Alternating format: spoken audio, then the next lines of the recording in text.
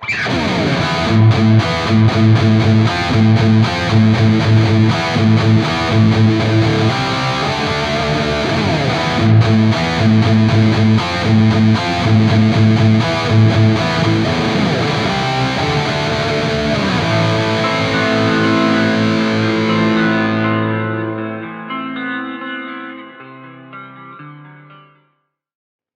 right, let's learn how to play some Dokken Dream Warriors.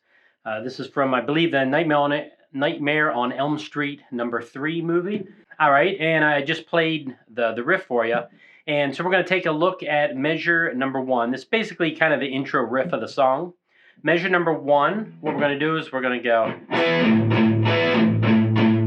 What we're holding here is an E5 power chord. We're holding this E and this B. So that is an E5 power chord. And we're also playing the 5th string open. Everything's kind of going to bounce off of that. There's going to be a lot of the 5th string palm muted. So it's going to go 1 and 2 and 3 and 4 and if you're familiar with guitar, palm muting is when you're letting your palm lay on the string. If I didn't, it would sound like... And that wouldn't sound like the song. So the palm muting, you got to find where your palm... Generally, your palm needs to rest right around where the string touches the saddles there.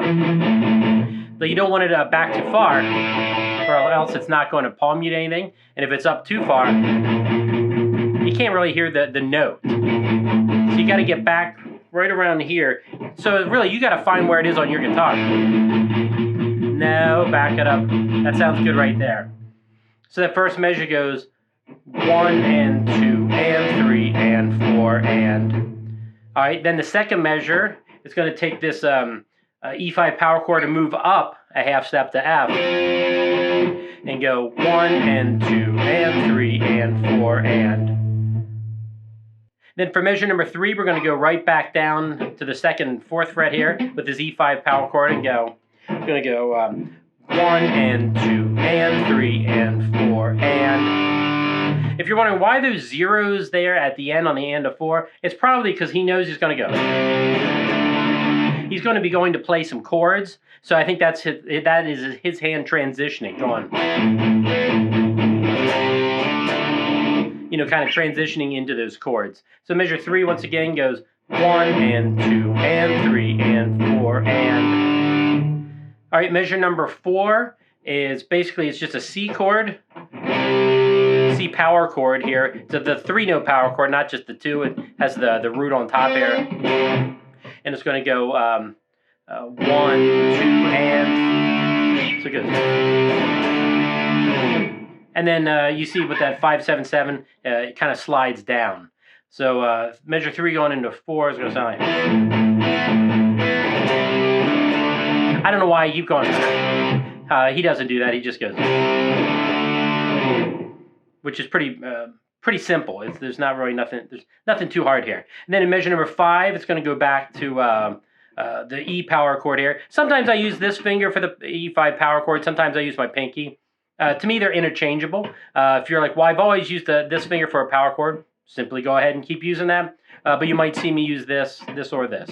All right, so measure number 5 goes 1 and 2 and 3 and 4 and... Then going into measure 6, kind of the same thing as measure, I guess we measure 2, where it goes, we're going up here the F chord, 1 and 2 and 3 and 4 and... And then for measure number 7, we're going to go back down and go 1 and 2 and 3 and 4. So for measure number 7, we're doing the E. We're going 1 and 2 and 3 and then on beat number 4, we're going to just take around our 10th fret and slide down the neck. So then in measure number 8, we're going to do that C, C, C. And it has that 5 there. I'm guessing he must slide up.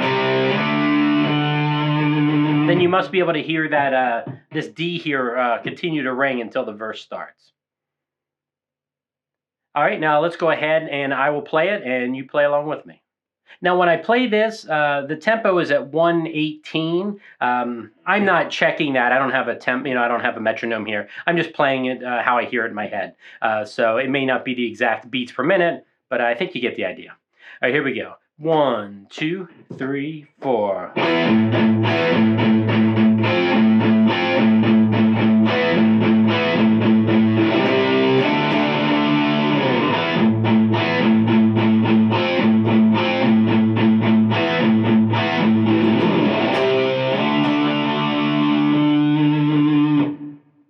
All right, let's go ahead and play through that one more time. Here we go. 1, 2, 3, 4.